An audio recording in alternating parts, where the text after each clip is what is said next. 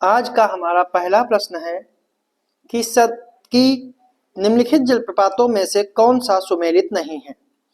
Sutherland या Sutherland जलप्रपात, angel जलप्रपात, मोगे जलप्रपात या फिर रिबन जलप्रपात।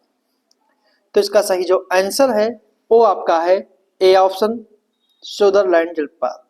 सुदरलैंड जलप्रपात जो है वो ऑस्ट्रेलिया में स्थित नहीं है, यह न्यूजीलैंड में स्थित है। यह जलप्रपात जो है यह न्यूजीलैंड में स्थित है, ना कि ऑस्ट्रेलिया में।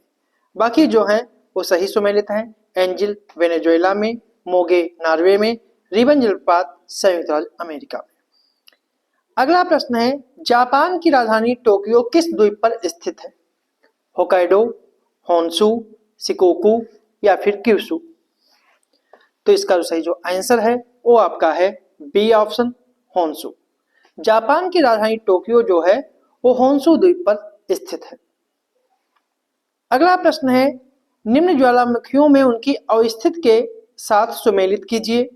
ज्वालामुखी और इनकी अवस्थिति, जैसे टम्बोरा, रुइज, उंजन और लॉकी।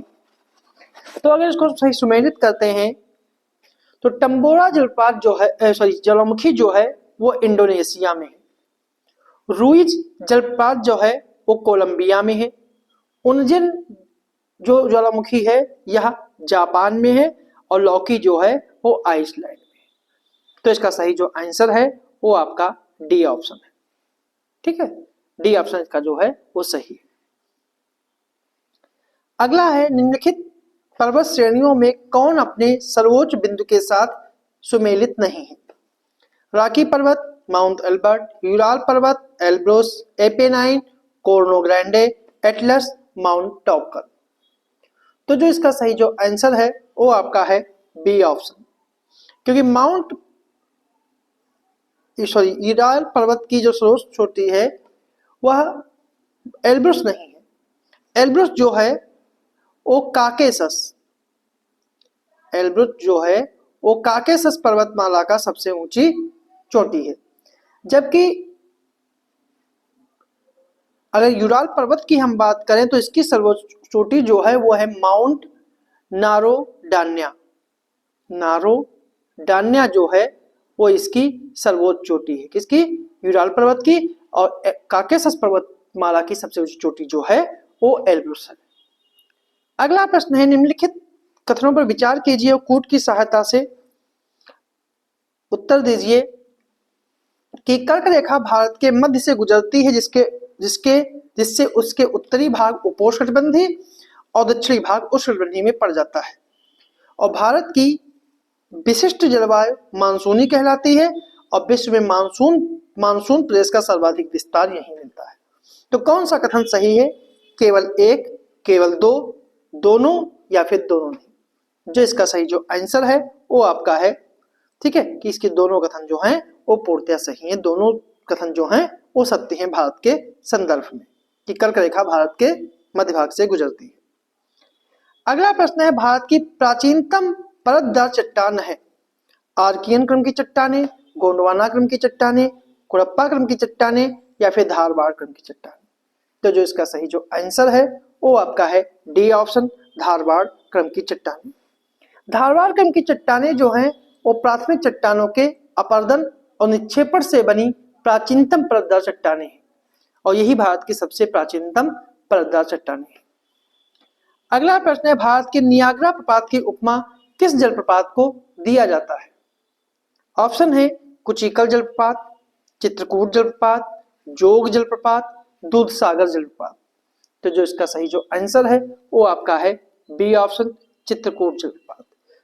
चित्रकूट जलप्रपात जो है ये आपका छत्तीसगढ़ में है और यह जो है वो इंद्रावती नदी पर जो है यह जलप्रपात पाया जाता है। अगला प्रश्न है, अनुगामी नदियों की विशेषता है कि ये नदियां पहाड़ों के निर्माण से भी पहले बहती आ रही थी। ये नदियां का निर्माण कर पुरानी चट्टानों पर बहती हैं। इन नदियों का बहाव ढाल के अनुकूल होता है या फिर ये नदियों का बहाव ढाल के अनुकूल नहीं होता है। तो इसका कौन सा कथन जो है, जो इसकी विशेषता है, तो इसका सही आंसर जो है वो आपका है सी ऑप्शन, कि इन नदियों का बहाव जो है वो ढाल के अनुकूल होता है। अगला प्रश्न है, मिजो की सर्वोच्च चोटी कौन है? फांगपुई, सारामती, थाईदावर या माउंट टेम्पू? तो जो इसका सही जो आंसर है वो आपका है ए ऑप्शन, फांगपुई। मिजो पहाड़ी की सर्वोच्च चोटी जो है वो फांगपुई है, जिसे ब्लू माउंटेन के रूप में भी जाना जाता है। अगला प्रश्न है, निम्नलिखित में से कौन करेवा झील से संबंधित है? सह्याद्री, कश्मीर हिमालय, सतपुड़ा या फिर पलानी? तो जो इसका सही जो आंसर है वो आपका है बी ऑप्शन, कश्मीर हिमालय। करेवा झील का संबंध जो है वो कश्मीर हिमालय से है। अगला प्रश्न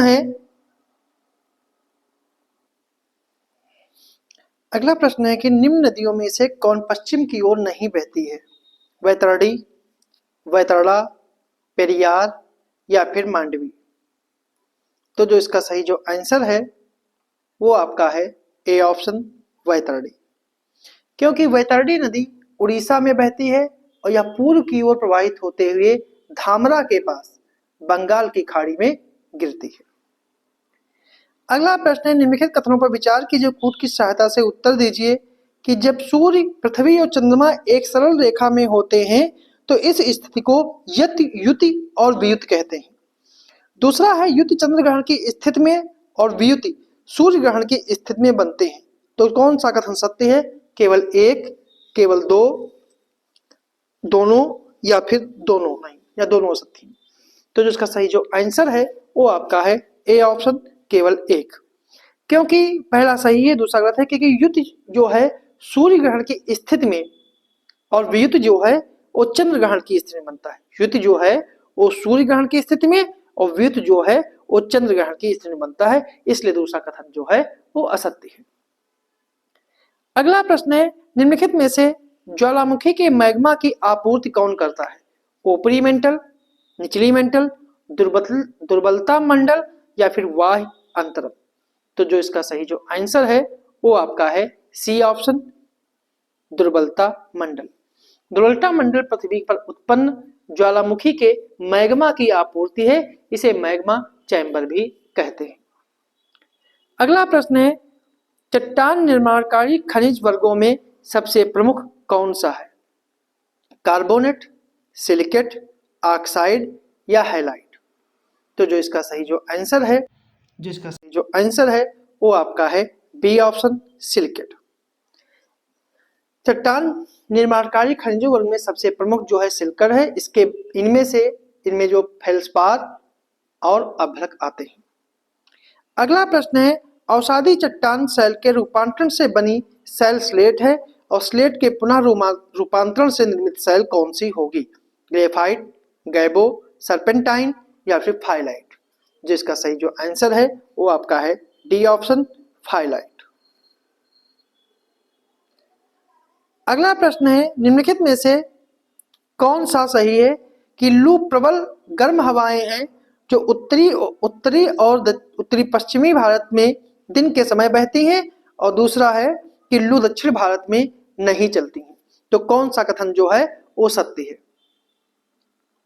कौन सा कथन सत्य है? केवल एक, केवल दो, दोनों या फिर दोनों नहीं?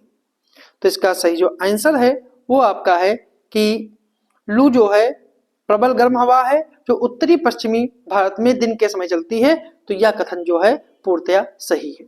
ठीक है।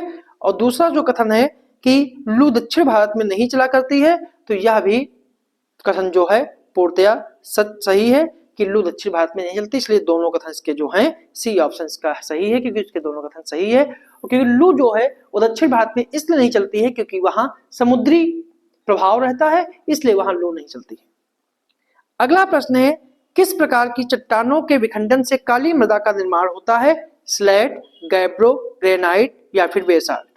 तो जो इसका सही जो आंसर है वो आपका है डी ऑप्शन, बेसाल्ट। मतलब बेसाल्ट चट्टानों का निर्माण होता है, मतलब बेसाल्ट चट्टानों के विखंडन से ही काली मिट्टी का निर्माण होता है। अगला प्रश्न है, समान हिमपात को दर्शाने वाली समतुल्य रेखा है?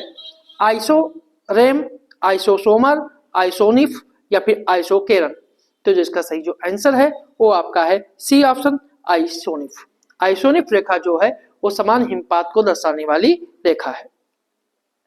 अगला प्रश्न है, सबसे अधिक चौड़ा महाद्वीपीय शेल्फ निम्नलिखित में से किस महासागर में है? प्रशांत महासागर, अटलांटिक महासागर, हिंद महासागर या फिर आर्कटिक महासागर? तो जो इसका सही जो आंसर है वो आपका है डी ऑप्शन, आर्कटिक महासागर। सबसे चौड़ा महाद्वीपीय शेल्फ जो है वो आर्कटिक महासागर में पाया जाता है। अगला प्रश्न है, प्लेट संचरण के फलस्वरूप बनी अपसारी सीमा के संबंध में कौन सा कथन सत्य है? पहला है कि जब दो प्लेटें एक दूसरे से विपरीत दिशा से अलग हटती हैं तो उन्हें अपसारी प्लेट कहते हैं। अपसारी सीमा का सबसे अच्छा उदाहरण मध्य अटलांटिक कटक है। तो इसका कौन सा कथन सही है? केवल एक, केवल दो, दोनों या फिर दोनों नहीं? जो इसका सही आंसर है वो आपका है सी ऑप्शन। इसके दोनों कथन जो हैं वो पूर्णतया सही है और सी ऑप्शन का जो है वो करेक्ट आंसर। तो ये थे हमारे आज के कुछ